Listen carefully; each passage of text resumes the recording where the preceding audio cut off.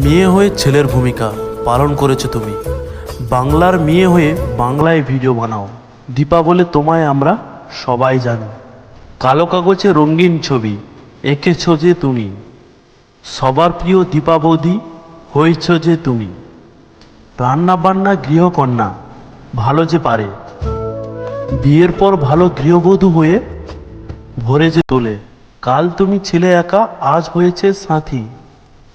ভালোবাসার মানুষের সাথে স্বপ্ন যে তোমার 7 জন্মের সাথী। হাসি দুঃখ কান্নার সাথে বিয়ে করেছো তুমি। নিজের বিয়ের খরচা নিজেই করেছো, বাবা মায়ের উপরে চাপাওনি, জানি আমি। রান্না বান্না তুমি ভালোই করো, রেসিপিগুলো মজাদার।